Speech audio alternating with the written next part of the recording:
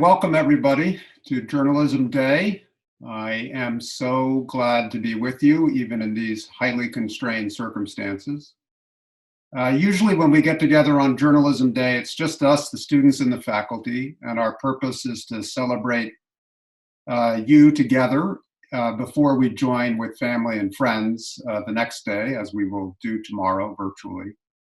Normally we do two things when we're together. One is that we hear from the Pringle lecturer who's selected by the faculty each year to talk to us about journalism that's relevant to politics and to the government of the United States, and obviously a good year for insight. And we selected this year Mary Louise Kelly, the anchor of NPR's All Things Considered, who had that wonderful dust-up with Secretary of State Mike Pompeo earlier this year. She has wholeheartedly agreed to come up and talk to our class, but she's going to do it when we're together in person next fall, we hope, or whenever it's possible for us to get together. The other thing we normally do when we're here on Journalism Day is to announce the winners of our student awards, which celebrate achievement both in the MS and the MA program. And these awards have, in some cases, been around for decades, endowed by alumni of the school. And they're selected by different committees of faculty who review submissions and nominations. And of course, at the end of this, we will celebrate the winners of our Pulitzer Fellowships, which are the oldest student awards at Columbia, and offer grants to allow global travel for the 4 main Pulitzer Fellowship winners. And there's also a special fellowship for a student dedicated to arts and culture journalism. So this is really a time when there's a lot of applause, but unfortunately, because of Zoom, you're muted, which is not a very journalistic posture to be in, but there is the chat function. So as we go through the winners, I hope that you'll offer your congratulations wholeheartedly and and without constraint in the chat channel, and we can even save that and share it with the winners later. It's a little bit of a virtual yearbook that you can create on the fly as we go through our winners. And at the end, we'll open up and we'll allow some proper applause when we're all together and all the awards have been announced. We'll save most of what we want to say to you about this extraordinary year for tomorrow, but I do want to say, as we often have time to reflect on when we're just together as students and faculty each year on this day, that I know I speak for the faculty in saying that this was an extraordinarily inspiring class for us even before mid-March. Just a lot of commitment and clarity from the group right from the beginning in September. Terrific constructive attitude across a lot of challenges, even before we hit mid-March. And then, of course, then our ship caught on fire and we found our way here to the end together, inspired by your resilience, your commitment, and our faculty's dedication to you and to getting you to this extraordinary achievement. You're now in the history books of the Columbia Journalism School. It's a school that's been around for 100 years, and there are certain classes that we still all talk about. The class of the 9/11 year, the class of 1968 and various other disruptions when the university was shut down, and now the class of 2020. You'll find tomorrow one of the most inspiring kind of virtual video greeting cards that I've come across in my time at the school, which is from your predecessors, the class of 2019, who are going to wish you well tomorrow if you tune in for our watch ceremony and our commencement tomorrow. And what it reminded me of as I was looking at the preview is just how much solidarity this school inspires among all of the graduates who go through it. I suppose because it's a demanding program, very intense, short, but somehow there's a solidarity that survives and brings people together over long periods of time. And I think we were all kind of touched by how the class just before you wanted to speak, and now you're a part of that community of alumni. And just think about the students who are coming in September to start at the beginning where you were less than a year ago, but in a very changed environment. So I hope you'll extend your solidarity to them next year. We're just grateful that you responded to this challenge the way you did. And I am grateful to our extraordinary faculty for the way they stepped up to help you, to help us, to get us here. So lots to celebrate today and feel great about. Now let's turn to the awards and congratulate our winners. As I say, there's about 15 awards and about 20 winners. Some have multiple winners. So bear with me now as I read them out. I'll pause between each announcement so that you can convey your congratulations and celebration in the chat channel. So the first award is the Nona Balakian Award. It was established in 1992 to honor the student who shows the most promise in writing about literature. Ms. Balakian was a 1943 graduate of the J School, and she was an editor at the New York Times Book Review. She had a lot of influence on American arts and letters for more than 4 decades. And the winner for a sensitive profile of the poet Julia Guez, who makes, quote, cognition itself vault across the page, the Nona Balakian Prize this year goes to Julia Shipley. Congratulations, Julia.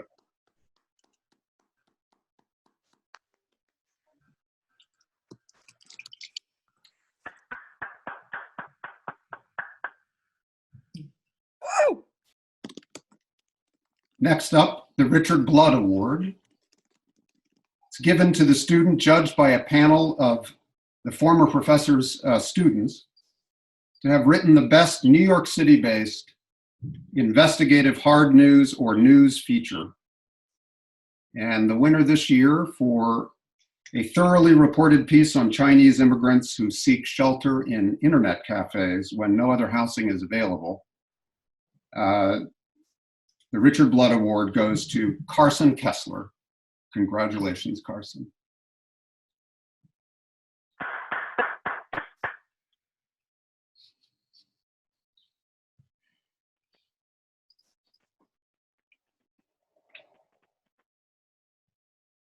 Next,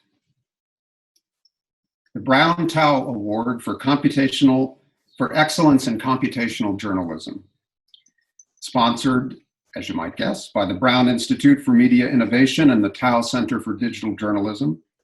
And it honors work that makes exceptional use of computation in the service of journalism, or makes an extraordinary contribution to our understanding of how data, code, algorithms change the nature of reporting.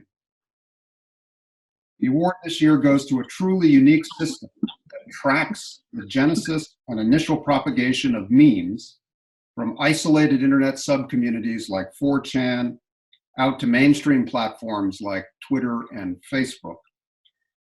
The faculty say that this is one of the most ambitious software projects ever produced by Columbia journalism students. And so for their platform memory, the Brown Tao Award this year goes to Aaron Brezel and Eugene Joseph. Congratulations, Aaron and Eugene.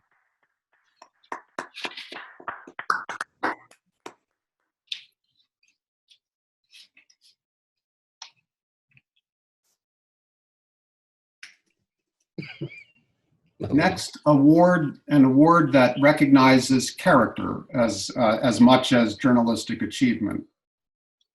To celebrate all who build Columbia University's spirit, the university trustees and the board of the Columbia Alumni Association established the Campbell Award which is presented by the Columbia Alumni Association to a graduating student at each of the university's schools who shows exceptional leadership and Columbia spirit, as exemplified by the late Bill Campbell, who's a 1962 graduate of the college, former chair of the University Board of Trustees, and famously a football coach at Columbia before he went to California, where he mentored some of the best known leaders in today's technology industry. Bill is remembered for a long history of working to improve student life at Columbia. And so the way this award works is that each Columbia school nominates a student who exemplifies his commitment to university citizenship.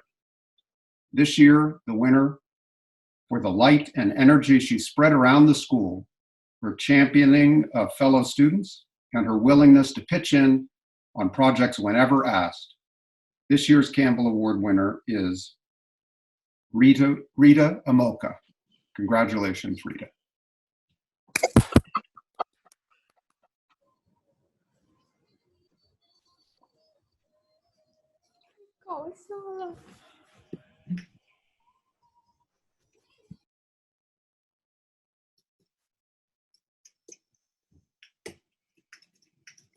Next, the Dupont Judy F. Crichton Award was established in honor of a pioneer in documentary filmmaking, Judy Crichton, who produced docs for CBS Reports back in the day and ABC News. And she was the founding executive producer of the PBS series American Experience. She was a role model for many filmmakers, including our own June Cross and Betsy West, at a time when filmmaking was dominated by men. And this year, the committee chose a documentary in her honor that takes the viewer inside a different type of public school where student success is not always measured by academic achievement. In Circles is a story about teachers and students working together to cope with the struggles and trauma that too often derail these young people's lives. And the filmmakers of the story, the winners of this year's Dupont Crichton Award, are Diana Chan and Christina Kelso. Congratulations, Diana and Christina.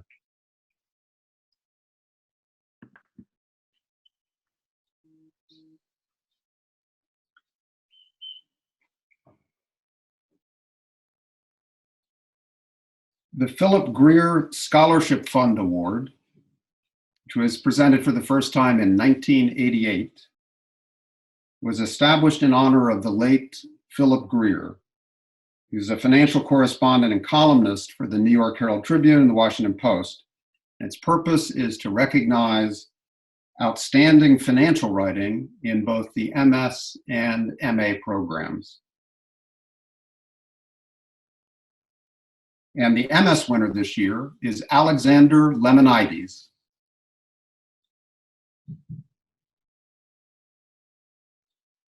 Congratulations, Alexander. And the MA winner is Larry Madowo. Congratulations, Larry. Hey, Larry. Yeah, Larry.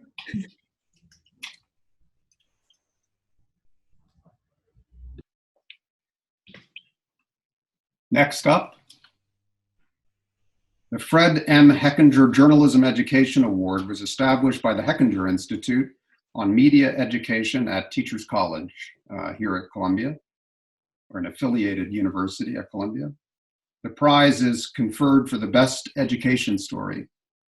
And the committee this year decided to split the award between a documentary film and an investigative print story. The first winner is the aforementioned moving, nuanced documentary about a high school in Brooklyn called Fighting for a School Where Success is Not Graded by Diana Chan and Christina Kelso. Congratulations again to Diana and Christina. And in addition, for the other award, Hechinger Award, goes to a timely, deeply reported story that explores how the burden of college debt lies overwhelmingly on the shoulders of students of color. The winner is Carter Johnson. Congratulations, Carter.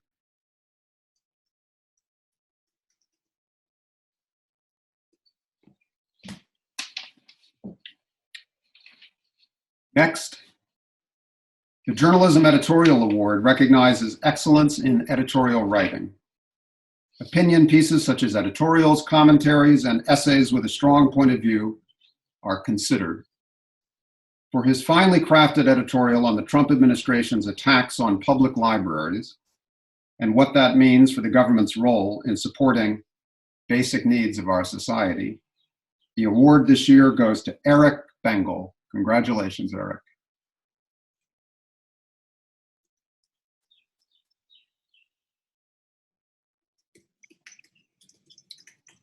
Next, the Peter Keller Prize honors excellent editing skills. It was created to honor Peter Keller, who spent 56 years at the Wall Street Journal, where he started in the composing room and rose to become national news editor.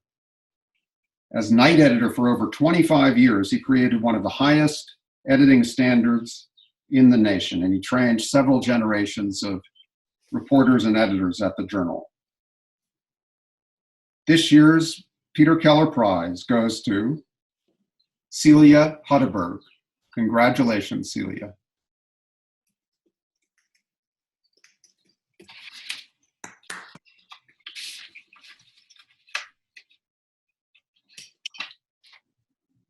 Next up, the Joan Connor Broadcast Journalism Award is presented to the MS student who has produced the most thought-provoking and original television or audio reporting.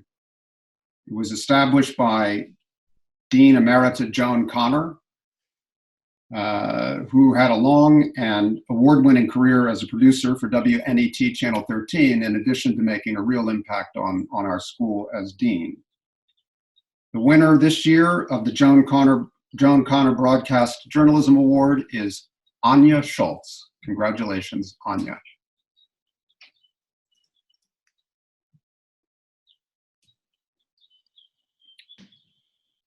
Next, the Linton Fellowship in Book Writing is funded by the Linton Foundation. It's intended to encourage excellence in nonfiction writing by young, up-and-coming authors. There are 2 Linton Fellowships awarded each year. The first Linton Award for a book of family and communal history about the largely untold success story of Nigerian immigrants to the United States goes to Rita Amoka. Congratulations again, Rita.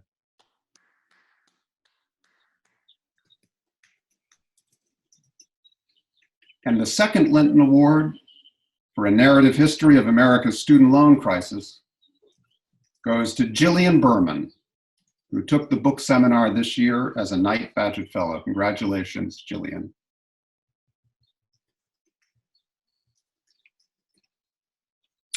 Next, the Arthur J. Harris Memorial Prize allows a leading MA student to complete an ambitious story. For his proposal to cover life on the Mexican border region through the eyes of 3 Native artists and their work, the prize this year goes to Max Pearl. Congratulations, Max.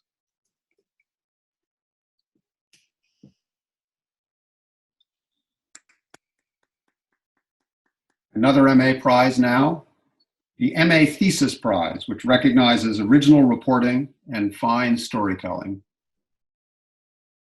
We have 2 runners-up and a winner. For a lyrical story about how a small Caribbean island found an innovative way to restore a mangrove forest destroyed by developers, the second runner-up for Best MA Thesis is Jose Alisan Kentish. Congratulations, Jose.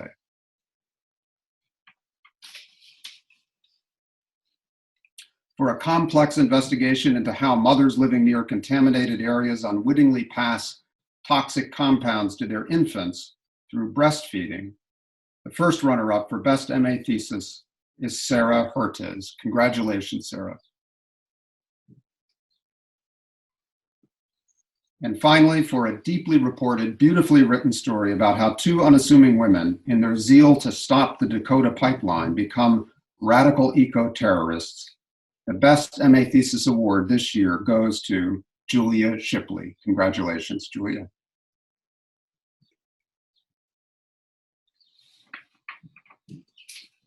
All right, we're getting there.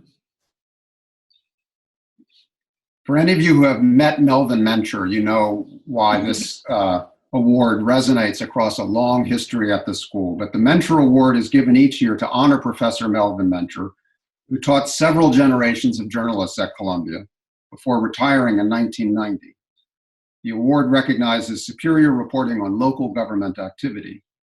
The award was judged this year by a faculty panel that included Professor Mencher, who is in his 90s and still lives in Morningside Heights.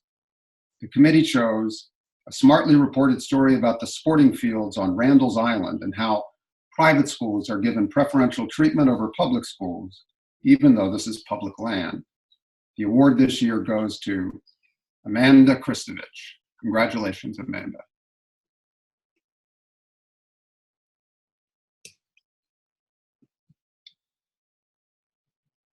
Next, the Henry N. Taylor Award, which was established in 1962 by Friends of Henry Taylor, who was a journalist killed on assignment in the Congo at the age of 31.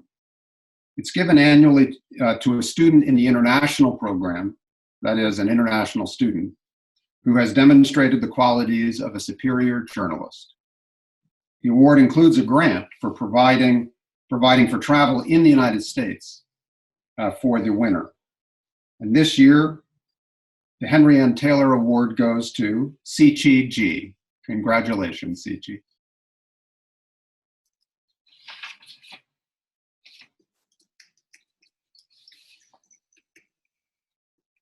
Next, the James A. Wessler Memorial Awards, which were established by the Pisces Foundation in memory of a former editor and columnist at the New York Post. The first Wessler Award goes to the student who submits the best story on a significant international issue. For a story about Nigerian charcoal exports that are devastating that country's forests and eliminating protected species, the award goes to Chikizi Omiji. Congratulations to Chikizi. The second Wessler Award is presented to the student who, in the opinion of the faculty, submits the best story on a significant national issue. For a story about the US government's expansion of immigration detention with e-carceration, which is the electronic shackling and monitoring of immigrants awaiting their day in court, and as well as about the substantial burden on US taxpayers that generates a considerable profit for a single private contractor. The Wessler National Award goes to Tommy Walters. Congratulations, Tommy. And finally, the third Wessler Award is presented to the student who, in the opinion of the faculty, submits the best story on a significant local issue.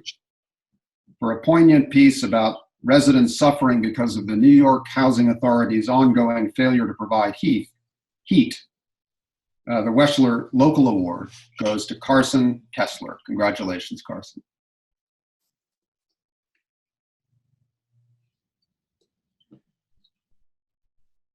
Next, the Lewis Winnick Prize, which is endowed by the Winnick family, is given for the best story each year about New York City. And the prize this year goes to Dan Glahn for his sensitive and nuanced report on the protective codes of secrecy that have suppressed accounts of domestic abuse in a religious community in Brooklyn. Congratulations, Dan.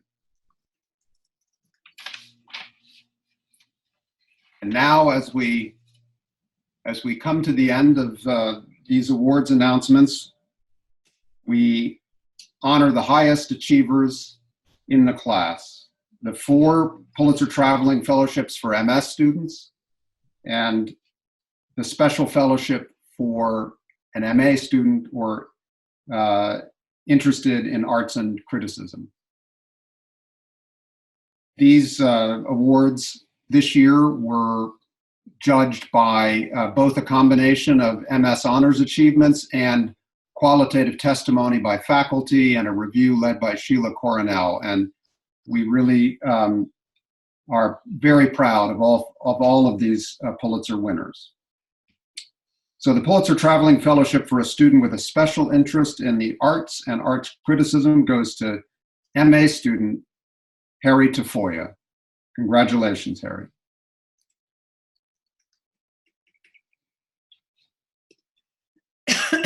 And the 4 recipients of the Pulitzer Traveling Fellowship, in alphabetical order, they'll all be receiving this grant to travel worldwide if they wish. So the four recipients in alphabetical order are Eugene Joseph, Carson Kessler, Benoit Morin, and Rita Amoka. Congratulations, Eugene, Carson, Benoit, and Rita, for your outstanding performance and recognition through the Pulitzer Fellowship. So that is the conclusion of our awards announcements. I just have a couple of other things before we adjourn until tomorrow. First, some logistical notes for the winners. So please listen up. You're going to get if your award comes with money, you're going to want to watch out for a letter from Chanel Roach, who's going to tell you how to obtain the award that you have won. So look for Chanel in your inbox if you are a winner today. And also about tomorrow, Melanie is going to send out an email at 9 o'clock tomorrow, inviting everyone who's registered for the J School Commencement Watch Party, giving you instructions about how to join us. I hope you will. There's a recording essentially that's been curated with some considerable effort by the faculty, as well as some of you. So we appreciate the chance to be together as best we can in these circumstances tomorrow. And so now I believe Julie is going to unmute you, just because we can't really be together as journalism students without having a chance to speak. So, at the risk of total cacophony, may I invite you to join us in one big group round of applause and congratulations, not only for our 20 or so winners, but for all of you for your incredible work this year. Yay!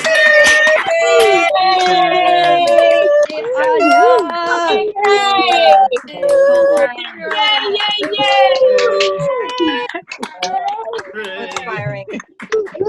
Yeah, Anya. Go, Rita. Okay. Nice work, guys. All right, bang some pans tonight. Bang some extra pans for journalists, for your classmates. And have a good evening. And I hope that we will see you tomorrow. Let us know if you have any trouble joining us. We'd love to see you. So, read it.